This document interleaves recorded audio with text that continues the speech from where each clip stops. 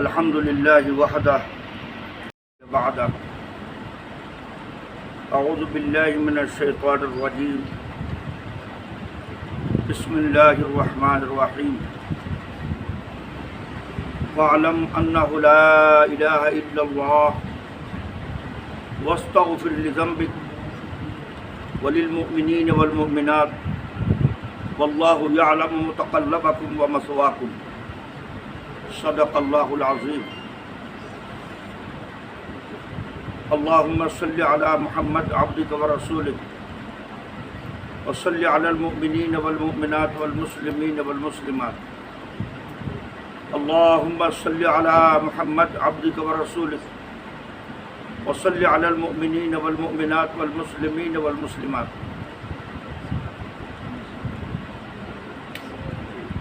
সম্মানিত মহতরম উম্মতের অতি শ্রেষ্ঠ ব্যক্তিগণ মুরব্বিয়ানে কেরাম হযরত মুসল্লিয়ানে আযাম আজকে আমাদের জুমা লোডশেডিংয়ের ভিতরে পড়ছে বিদ্যুৎ আলহামদুলিল্লাহ মাশাআল্লাহ মাশাআল্লাহ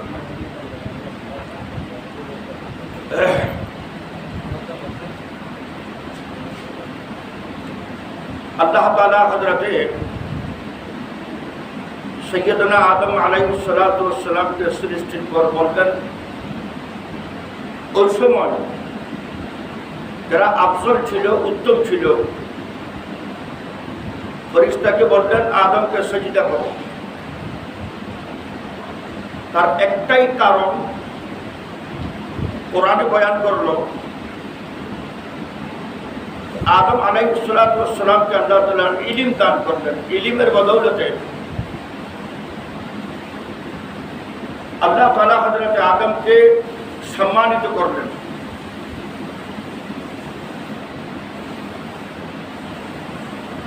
মানুষ মায়ের পেট থেকে আসে তারা জানে না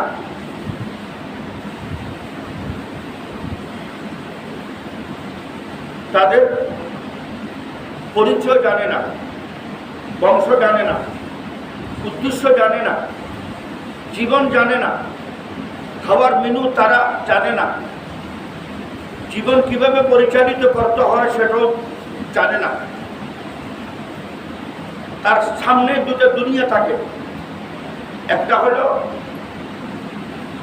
ফুজুরহা আর একটা হলো তাকওয়াহা একটা হলো গুনাহের জীবন আর একটা হলো তাকওয়ার জীবন এখন তার ব্রেনের ভিতর ফিট নাই গুনাহের জীবন কোনটা তাকওয়ার জীবন কোনটা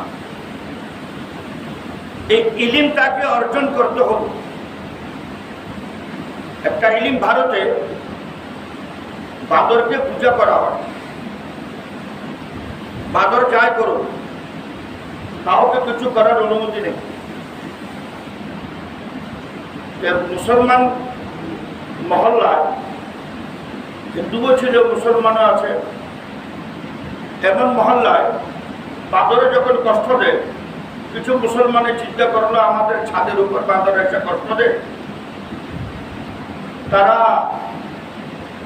আটার ভিতরে বিষ মিশিয়ে রুটি তৈরি করলো রুটি তৈরি করে ছাদের উপর বিছাই দিল বাদর আসলো বাদর আসার পর রুটি দেখতে সারি প্রত্যেকদিন তো বসতে হয় আজকে তো দস্তরখান বেছানো আছে নিশ্চয় কোনো একটা কিন্তু আছে তারা রুটি নিল নাকে লাগাইল খায় নাই রেখে দিল চলে গেল চলে যাওয়ার পর চারজন মুরব্বী বয়স্ক প্রফেসর আলিম তাদের দৃষ্টিতে বড় মুরব্বী বান্দরকে নিয়ে আসলো মুরব্বী বান্দরেরা রুটিগুলা ছিঁড়ে দেখলো নাকে লাগাইল রেখে দিল কেউ খায় নাই চোখে চোখে ইশারা করলো চলো কিছুক্ষণ পর যত বাঁদর আছে মুরব্বীরা সহ একটা গাছের পাতা তার ঢাল সহ, ঢালের সঙ্গে পাতা আছে, নিয়ে আসে, নিয়ে আসার পর রুটি খায় আর পাতা খায়, রুটি চাবায় আর পাতা চাবায়।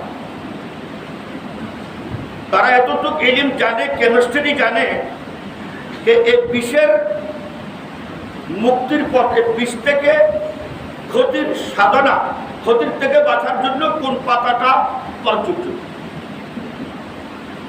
আল্লাহ তাআলা তাদের ওখানে ফিট করে দিয়েছে। এতটুকু কেমিস্ট্রি তো জানোয়ারও জানে, পশুও জানে, কিন্তু আমাকে তো আল্লাহ তাআলা এই কাজের জন্য পয়দা করে নাই।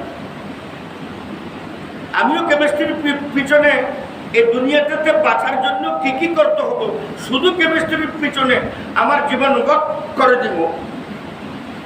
আমাকে তো আল্লাহ তাআলা এর উপরের ইলম, যে ইলমে আল্লাহকে চিনা যায়, রসুলকে চিনা যায়, মানবতার সেবা হয়, আখিরাতের ইয়াকিন হয়, জান্নাতের বিশ্বাস হয়, জাহান্নামের ভয় হয়, হিসাব কিতাবের দাঁড়াইবার ভয় থাকে। এই উদ্দেশ্যে আল্লাহ তাআলা আমাদেরকে পাঠিয়েছেন। এই জন্য একটা শব্দ বললেন ফাআলাম, সূরা মুহাম্মদের 19 নম্বর আয়াত, 26 নম্বর সূরা, 19 নম্বর আয়াত সূরা মুহাম্মদ। ফাআলাম, তুমি ডক্টর হওয়ার আগে, ইঞ্জিনিয়ার হওয়ার আগে, কেমিস্ট্রি করার আগে, ম্যাথমেটিক্স করার আগে, ইঞ্জিনিয়ার হওয়ার আগে, প্রফেসর হওয়ার আগে, মৌলানা, আলিম, মুফতি যাই হও না কেন, সব হওয়ার আগে ফাআলাম, ফওরান এই ইলমটা নাও, আন্নাহু লা ইলাহা ইল্লাল্লাহ, তোমার মালিককে, তোমার সৃষ্টিকর্তাকে। এই জন্য তোমার এখানে কোনো ইলম ফিট করে দিই নাই আমি। আমার রবের ইলম কি? এত 1,24,000 পয়গম্বর কেন পাঠাইছেন? এই ইলমটা আমাদের কাছে কিভাবে আসতে পারে? পিতা মাতার হক অধিকার কি? স্ত্রীর অধিকার কি? সন্তানের অধিকার কি?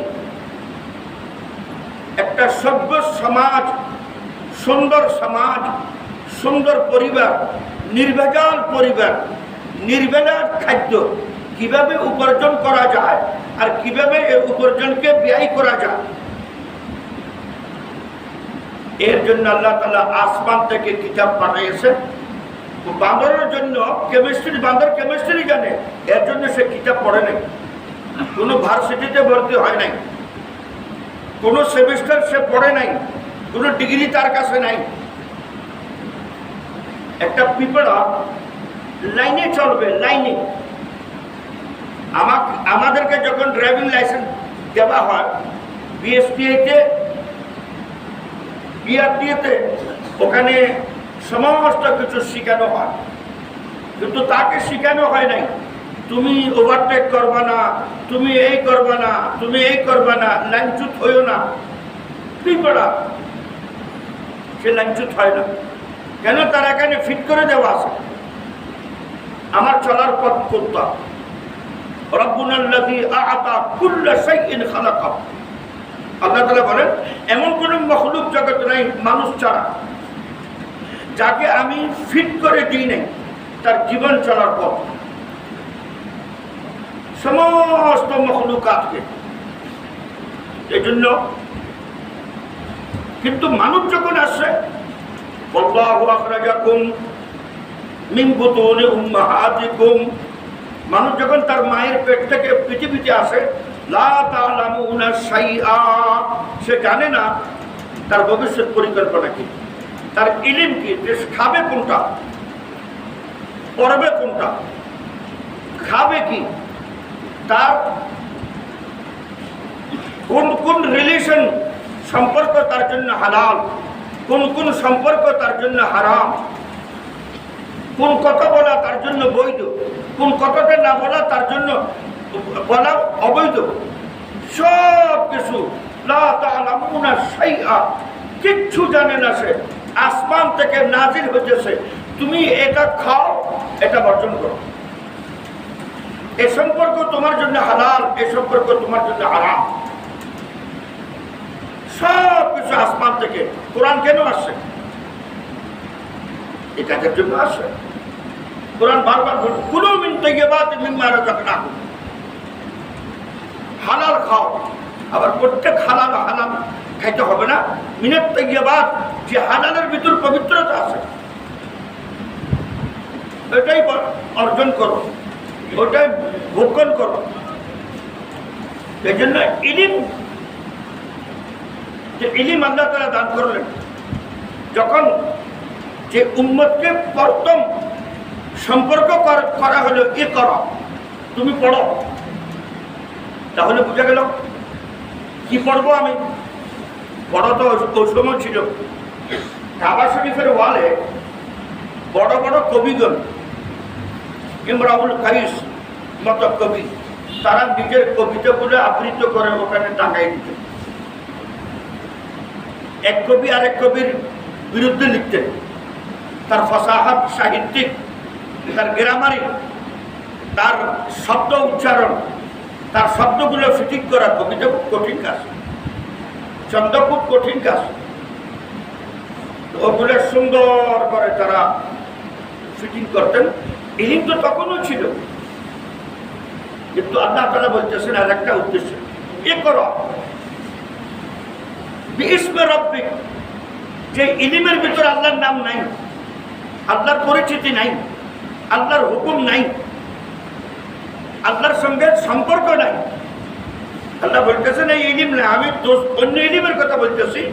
এ করো, পড়ো বিইসমে রাব্বিক, যে ইলিমের ভিতরে তোমার রবের নাম আছে, তোমার রবের সঙ্গে পরিচিতি আছে, তোমার রবের জন্যের সঙ্গে পরিচিতি আছে, ওই ইলিম তুমি পড়ো। এই জন্য আল্লাহ তাআলা বলেন ফাআলাম, তুমি ডক্টর হওয়ার আগে, ইঞ্জিনিয়ার হওয়ার আগে, ব্যবসায়ী হওয়ার আগে, বিয়ে করার আগে, বড় হওয়ার আগে, অন্য শিক্ষা নেওয়ার আগে একটা শিক্ষা নাও, আল্লাহু লা ইলাহা ইল্লাল্লাহ। তোমার সৃষ্টিকর্তাকে, কি উদ্দেশ্য তোমাকে সৃষ্টি করলো, তোমাকে সৃষ্টি করার পিছনে তার উদ্দেশ্যটা কি, এখানে পাঠাবের পিছনে তোমার উদ্দেশ্য কি, তার উদ্দেশ্যটা কি। চন্দ্র সূর্য যা কিছু পৃথিবীতে আছে এই সমস্ত জিনিস আমাদের জন্য সৃষ্টি করা হলো। আমি যেভাবে আল্লাহ তাআলার নাফরমানি করি, অবাধ্যতা করি, ওইভাবে আল্লাহর অন্য কোনো মখলুকাত করে কিনা। এই জন্য আল্লাহ রাব্বুল আলামিন সমস্ত জিনিস দিয়ে, এই ইলিম দিয়ে নবীদেরকে পাঠিয়েছেন। এই ইলিমেই মানুষকে সম্মানিত করে। সৈয়দনা আদম আলাইহিস সালাতু ওয়াস সালামকে আল্লাহ তাআলা সম্মানিত করবেন। ওই যুগের সবচেয়ে শ্রেষ্ঠ উম্মত, শ্রেষ্ঠ মখলুক ফেরেশতাকে দিয়ে আল্লাহ তাআলা সজদা করিয়েছেন ইলিমের কারণে। নবীদের কাছে সবচেয়ে বড় ইলিম থাকে। আল্লাহর পরে যে ইলিমটা থাকে যেটা নবীদের কাছে থাকে, নবীদের ভিতরে সবচেয়ে বড় আলিম আমাদের রাসূল মুহাম্মদ সাল্লাল্লাহু আলাইহি ওয়াসাল্লাম। নবীদের পর সমস্ত ইলিমের ভান্ডার। আপনার কিয়ামত কবে হবে, কিভাবে হবে, কখন হবে, কোন আলামত জাহির হলে হবে, কিয়ামতের আগে আগে কি হবে, ওয়ায়ুসবিতুজ জিনা ওয়ায়ুযহারুল শারাব, মদের ছড়াছড়ি হবে, জিনা আম হবে, মূর্খতা ছড়াই যাবে। মূর্খতা কি, এখন তো জ্ঞান বহুত হয়েছে, অক্ষর না ছিনে লোক নাই। মূর্খতা হলো আল্লাহকে না ছিনা, এর থেকে বড় মূর্খতা পৃথিবীতে আর নাই। জ্ঞান থাকা সত্ত্বেও মানুষ আল্লাহকে চিনে নাই। মক্কার লোক জ্ঞানী ছিল, পড়ালেখা ছিল, শিক্ষিত ছিল। বদরের যুদ্ধের সময় 70 জন মক্কার লোক কাফির বন্দী হল। 70 জনের ভিতরে কিছু শিক্ষিত ছিল, বেশি সংখ্যকের শিক্ষিত ছিল। আল্লাহ রসুলের টাকার দরকার, পয়সার দরকার। এরা মক্কাতে রাসূলুল্লাহকে কষ্ট দিয়েছে, সাহাবাদেরকে কষ্ট দিয়েছে, কিন্তু তাদেরকে ছাড়ার জন্য, জামানত দেওয়ার জন্য, ছেড়ে দেওয়ার জন্য যে কন্ডিশনটা রাখলেন, আশ্চর্য ধরনের কন্ডিশন। ওরা টাকা পয়সার দরকার নাই, গহনাপাতির দরকার নাই। এক একটা লোক, মক্কার শিক্ষিত লোক মদিনার অশিক্ষিতদেরকে, একজন লোক 10 জনকে লেখা আর পড়া শিখাই দিবে। তার পক্ষ থেকে কোনো গহনাপাতি, স্বর্ণ অলংকার কোনো কিছু দরকার নাই, বাস তাকে জামানত দেওয়া হবে, ছেড়ে দেওয়া হবে। চিন্তা করেন তো দেখি, আল্লাহ রাসূল চাইলে তো চিন্তা করতে পারতেন শিক্ষক কারা? সব কাফির। কাফিরও কোনো মামুলি কাফির না।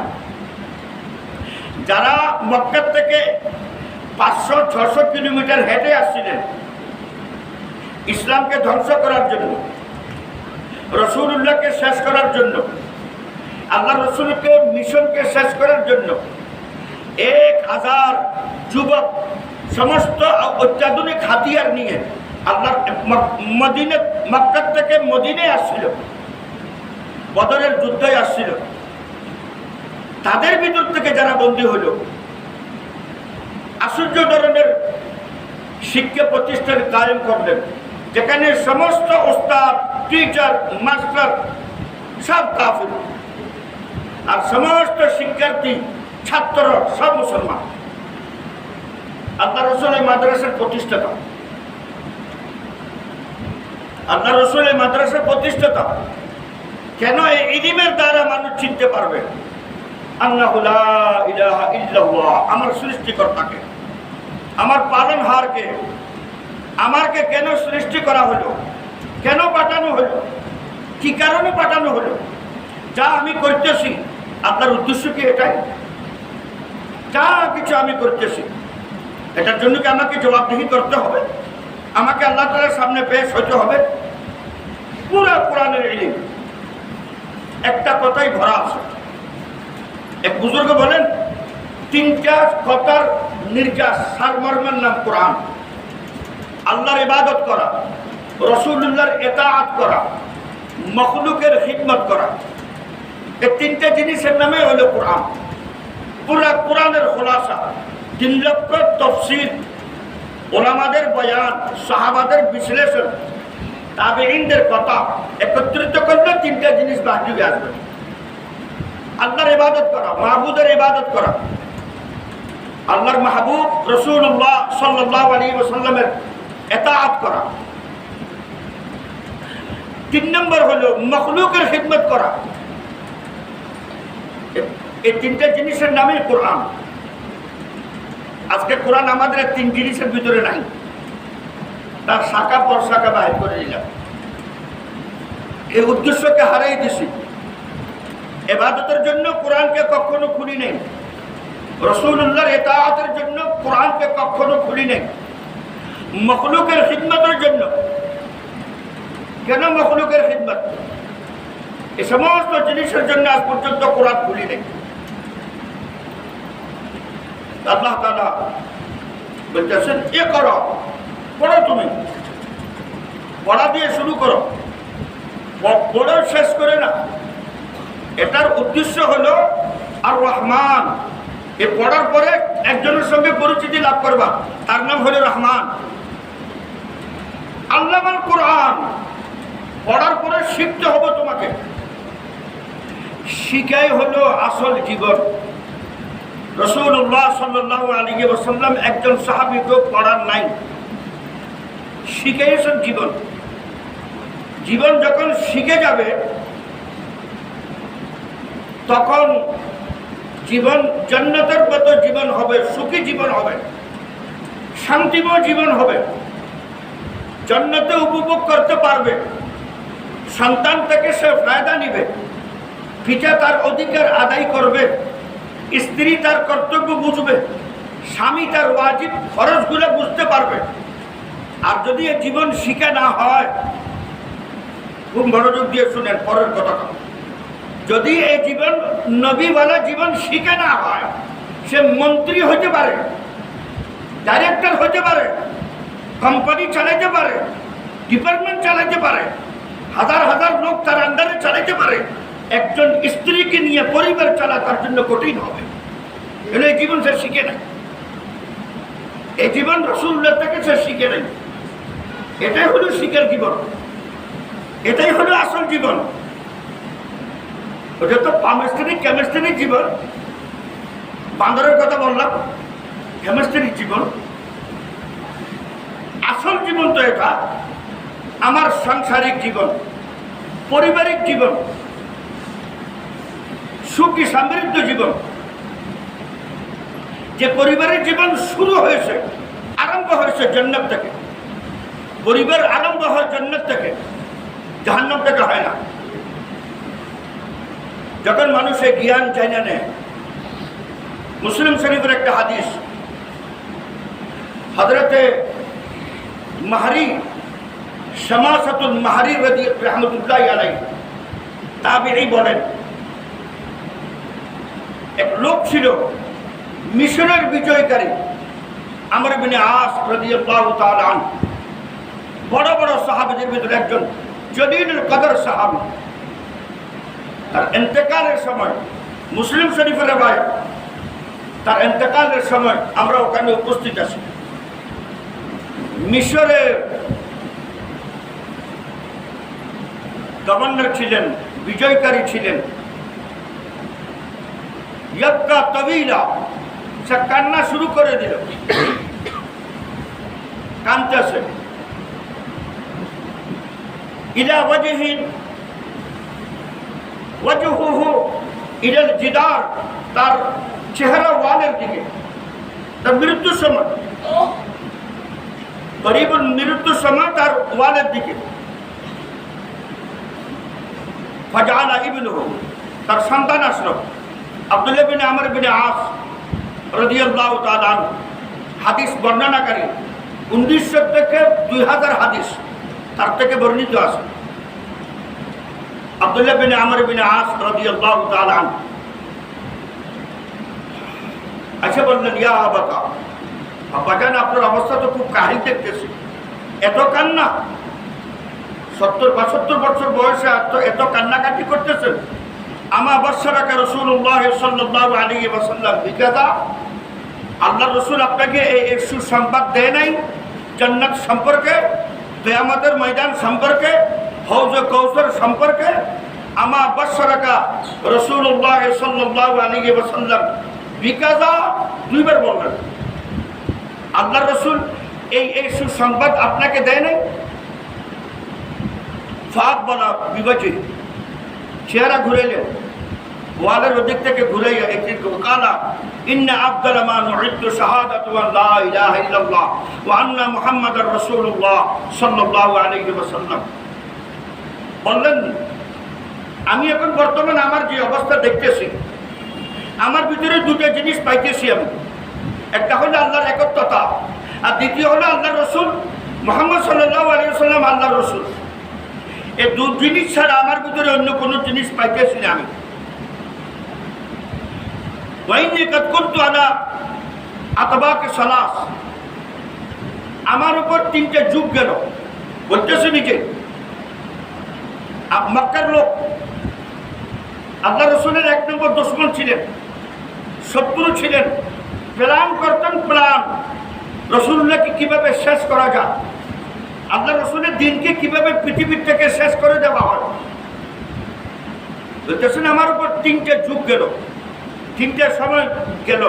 লাকাদ রাআইতানি ওয়া মা আহাদুন আশাদ্দু বুগদান লিরাসূলিল্লাহি সাল্লাল্লাহু আলাইহি ওয়াসাল্লাম মিন্নি, আমি আমার মতে আল্লাহ রসুল থেকে শত্রুতামি করে, দুশমনি করে আমার থেকে বড় আর কেউ ছিল না। আশাদ্দু বুগদান,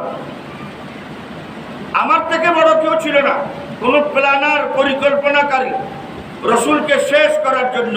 ওয়ালা হাব্বা ইলাইয়া নাকুনা ক্বাদ ইসতামতাতু মিনহু ফাকাতালতুহু, আল্লাহ রসুলকে কতল করার জন্য, খুন করার জন্য আমার একটা প্ল্যান থাকতো। ঘুমেতাম না আমি, যুবক ছেলে আমি। আল্লাহ রসুল যখন নবুয়তের ঘোষণা দেন, তখন আমার বয়স 20-22 বছর। তখন থেকে পরিকল্পনা ছিল আমার রাসূলুল্লাহ সাল্লাল্লাহু আলাইহি ওয়াসাল্লামকে কিভাবে কতল করা যায়। ফলো মুত্তু আলা তিলকাল হাল, নিজে বলতেছেন ওই অবস্থা যদি আমার বিরুদ্ধে আসতো, লাকুনতু মিন আহলিন নার, নিঃসন্দেহে আমি জাহান্নামে যেতাম। চিন্তা করেন, মানুষকে জাহালাত, মূর্খতা কোথায় পর্যন্ত নিয়ে যায়। কোন দলিল ছাড়া রাসূলুল্লাহকে প্ল্যান, কষ্ট দেওয়া, আল্লাহ রাসূলকে শেষ করে দেওয়া। ফাকাতালতুহু, তাকে কতল করাই, খুন করাই আমার মিশন ছিল। শেষ করে দিব আমি, হকটাকে শেষ করব, কালেমাকে শেষ করব, আখিরাতের তাসাব্বুরকে শেষ করব, ন্যায়কে শেষ করব, ইনসাফকে শেষ করব, সততাকে শেষ করব। যে 65 বছর জীবনে একটা মিথ্যা বলে নাই, জুলুম করে নাই, মজলুম সবর শিখেবার জন্য আসছে, জীবন শিখেবার জন্য আসছে, শান্তি শিখেবার জন্য আসছে, সমাজে ন্যায় শিখেবার জন্য আসছে, হালাল হারামের শিক্ষা দেওয়ার জন্য আসছে, তাকে কতল করা, খুন করার প্ল্যান। আজকেও লোক প্ল্যান করে, আজকেও লোক প্ল্যান করে। আপনি আপনার ঘরে শরীয়ত মতো চলবেন, হবে না। আপনি আপনার আদালতে ন্যায় বিচার করবেন, পারবেন না। আপনি হক রোজগার করে নিয়ে আসবেন, অফিসে দুর্নীতি বিরোধী থাকবেন, টিকতে দিবে না কেউ। বলে এর তো জঙ্গলে পাঠা, বান্দরবনে, এ বেটা এখানে কি। আজকেও ওই সমাজ, ওই রীতি, ওই নীতি, ওই কিছু। হযরতে আমর ইবনে আস রাদিয়াল্লাহু তাআলা আনহু বলেন, লাকুনতু মিন আহলিন নার ফালাম্মা জাআলাল্লাহুল ইসলাম, তারপর আল্লাহ তাআলা ইসলামের হাকিকত, বাস্তবতা আমাকে বুঝার সুযোগ দিলেন। আল্লাহ তাআলা আমার জীবনকে ঘুরাই দিলেন। ফালাম্মা জাআলাল্লাহুল ইসলাম ফি কলবি, আমার অন্তরের ভিতরে ইসলামের বুঝ আসেন। ইনি কেন করতেছেন, এটা তো অফার করা হলো। আপনি কাবা শরীফের, ওই সময় পৃথিবীতে সবচেয়ে বড় ইনকামের জায়গা ছিল কাবা শরীফ, এর মুতওয়াল্লি হয়ে যান। সুন্দরী মেয়ে যদি পছন্দ হয়, বিয়ে করাই দিন, আপনাকে সর্দার মেনে নেওয়া হবে। শর্ত একটা, এই কাজটা ছেড়ে দেন। মানুষের ভিতরে ন্যায় আসুক, ইনসাফ আসুক, মহিলারা তার অধিকার পাক। পিতা মারা গেলে ছেলে মেয়ের ভিতর সমান, ছেলে মেয়ের ভিতর তাদের অধিকার, বিরাসত, উত্তরাধিকার সূত্রে তারা সম্পদের মালিক হোক। ন্যায় হোক, অন্যায় না হোক, জুলুম থেকে বিরত থাকুক। এই সমাজে তো কেন আমরা তাদের বিরোধিতা করলাম। ফাকুলতু, আমি রাসূল সাল্লাল্লাহু আলাইহি ওয়াসাল্লামের কাছে আসলাম। মুসলিম শরীফের হাদিস, হাদিসের কিতাবের দ্বিতীয় বিশ্বাসযোগ্য কিতাব সহিহ মুসলিম। বললেন আমি আল্লাহ রসুলের কাছে আসলাম। উবসুত ইয়ামিনাক, রসুলের কাছে বললেন আপনার ডান হাতটা বাহির করেন। ফলে উবাইয়াকা, আমি আপনার হাতে ইসলাম নিয়ে ইসলাম কবুল করার জন্য আসছি। আপনাকে সত্য নবী, আপনাকে পরিবর্তনকারী, আপনার দ্বীনকে কবুল করার জন্য আসছি। সামনে দেন, হাত দেন। রাসূলুল্লাহ সাল্লাল্লাহু আলাইহি ওয়াসাল্লাম হাত বাড়াই দিলেন। ফাবাসাতা ইয়ামিনু ফাকাবাতু ইয়াদাইয়া, আমি আমার হাত বাড়াইছিলাম, আমি আবার পিছনে সরাই দিলাম। চিন্তা করেন, আমি চাইলাম আপনার ডাইন হাত দেন, আমার হাত বাড়ানো ছিল আগের থেকেই, আমি আবার সরাই নিলাম। আমার রাসূলুল্লাহ বললেন আমার কি হয়ে গেল, তুমি নিজে বললে হাত বাড়াই দাও, আমি হাত বাড়াই দিলাম, তুমি আবার হাত সরাই নিছ।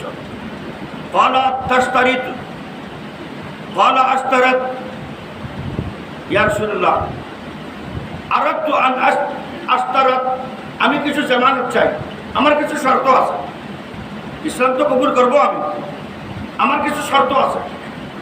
কি শর্ত আছে? আমি অন্য কাফিরের মতো কাফির না, আমি আপনার মনসুবাকারী, প্ল্যানার, পরিকল্পনাকারী কাফির। আপনাকে শেষ করার মতো আমি বুত পূজারী পূজা করলাম, আমি কাবা শরীফের মূর্তিগুলো পূজা করলাম, বিরোধিতা করলাম, তা না। আমার গুনাহ জানেন না বোধহয় আপনি।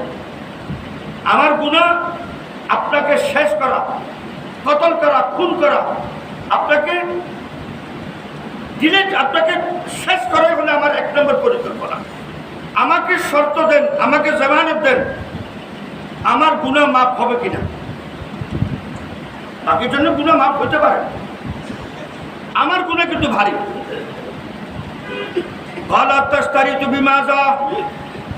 আল্লাহ রাসূল বললেন শর্তগুলো কি? বলতু আইয়া গফির আলী, আমার এই গুনাহগুলো ক্ষমা হবে কিনা, বাস আমার এতটুকু জামানত দেন। আমার গুনাহ আর অন্য জনের গুনাহের ভিতরে পার্থক্য আছে। হাজারো হাজারো কাফির আছে কাবা শরীফের আশেপাশে, আপনারও বিরোধিতা করছে, ওরা বড়রা বলতেছে এই জন্য বিরোধিতা করলো। আমার বিরোধিতা কিন্তু ওরকম না, আমার বিরোধিতা ছিল প্ল্যান মোতাবেক, সময় সুযোগ পেলেই আপনাকে শেষ করতাম। বানা রাসূলুল্লাহ সাল্লাল্লাহু আলাইহি ওয়াসাল্লাম আমা আলিমতা ইয়া আমার, এ আমার এক কথা তো তুমি চাই না, আন্নাল ইসলাম ইয়াহদামু মা কানা ক্বাবলা, কালমা পড়ার সঙ্গে সঙ্গে পিছনের সমস্ত গুনাহ আল্লাহ তাআলা মাফ করে দেন। কালমার ভিতরে পাওয়ার আছে। কেন? 40টা আত্মীয়তা ভঙ্গ করে সে কালমা পড়ে, একদম কাফের মুসলমান হবে। হিন্দু মুসলমান সহজ না, সহজ না।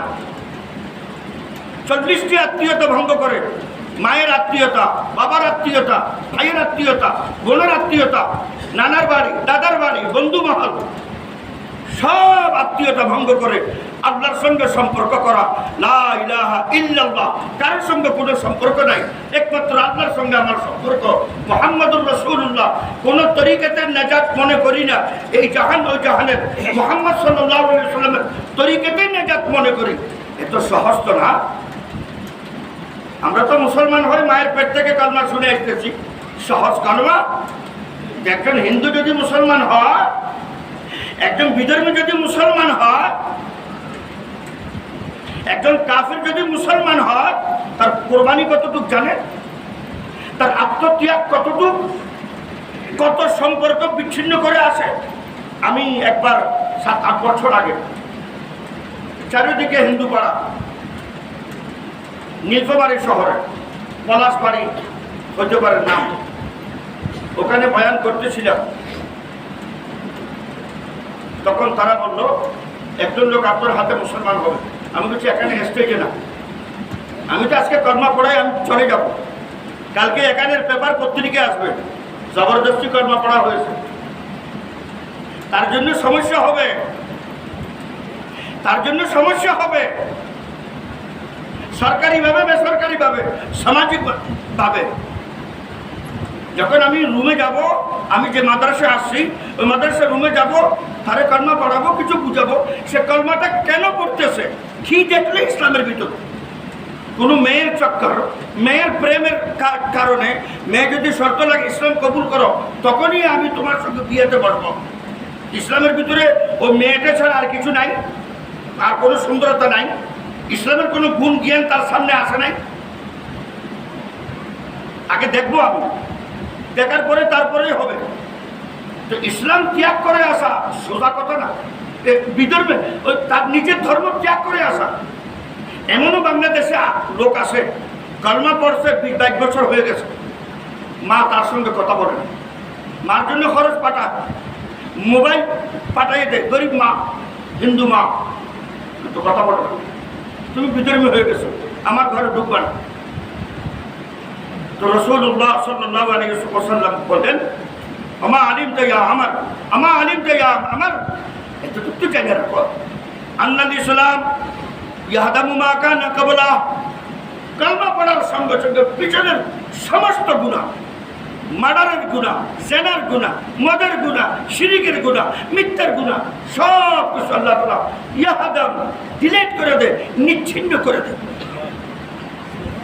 কালমার ভিতরে তাকত আছে, শক্তি আছে। তখন তো মানুষ কালমা পড়ছে।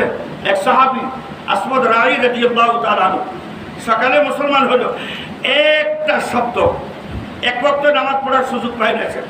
খাইবরের যুদ্ধের সময় কালো খাইবরের হাই ইবনে আখতাব ইহুদি সর্দার খাইবরের, তার ছাগল ছড়াইতো দুম্বা। তো তার মালিককে দেখলো ছুরি টেস্ট করতেছে, তো ছাগল নিয়ে যাইতেছে, ভেড়া ছাগল দুম্বা নিয়ে যাইতেছে। মালিক জিজ্ঞেস করলো, আজকে কি কোনো ফাংশন আছে নাকি, গরু টরু বা পশু জবাই করবেন না? তো বলে না, জানিস না শাহবা নামের জায়গায় মোহাম্মদ সাল্লাল্লাহু আলাইহি ওয়াসাল্লাম তার লাউ লস্কর নিয়ে আসছে খাইবরের আমাদের এখানে আক্রমণ করার জন্য, তার জন্য প্রস্তুতি নিতেছে। সে কি বলে? সে নিজের নবী বলে। নবী? আমি রাস্তা বাদশা বহু দেখলাম, নবী দেখিনি আজ পর্যন্ত। আমি মনে মনে খেয়াল করতেছি এই নবীটাকে দেখেই যাব, কিরকম হয়, তার পোশাক আশাক কিরকম হয়, তার লাউ লস্কর আগে পশে পরে এসএসএফ থাকে কিনা, সরো এই সরো সরো সরো, বস আসতেছে, মালিক আসতেছে, হুসুল দিয়ে মানুষ সরায় কিনা, একটু দেখে নিই আমি কিরকম হয় নবী। তো আসওয়াদ রাই, এত কালো লোক ছিল, নামে পড়ে গেছে আসওয়াদ রাই। হলো রাখাল, চারওয়াহা, রাখাল, গরু চড়া, ছাগল চড়া, নামে পড়ে গেল। জিজ্ঞেস করতে করতে বললো, আপনাদের এখানে নবীকে? বলে নবী ও রুমে আছে। রাসূলুল্লাহ সাল্লাল্লাহু আলাইহি ওয়াসাল্লাম একা বসে আছেন একটা তাঁবুর ভিতরে। সে বললো, আমার নাম আসওয়াদ রাই, আমি খাইবার দেখতেছেন তো যে বিল্ডিং ইমারতগুলো দেখছেন? বলে এর 7জন সর্দার আছে, 7টা বিল্ডিং, 7জন সর্দার, হাই ইবনে আখতাব তার আমি গোলাম। আপনি কি বলেন? রাসূল সাল্লাল্লাহু আলাইহি ওয়াসাল্লাম তারে সংক্ষিপ্ত একটা ভাষণ দিলেন আল্লাহর ওয়াহদানিয়ত সম্পর্কে, নিজের রিসালাত সম্পর্কে, মৃত্যুর পরে আখিরাত সম্পর্কে, জান্নাত সম্পর্কে, জাহান্নাম সম্পর্কে। আসওয়াদ রাই জিজ্ঞেস করলো, আচ্ছা আমি যদি অবস্থায় কালমা পড়ে নিই, আমি কি জান্নাতে যেতে পারবো? বলে হ্যাঁ তুমি পারবা।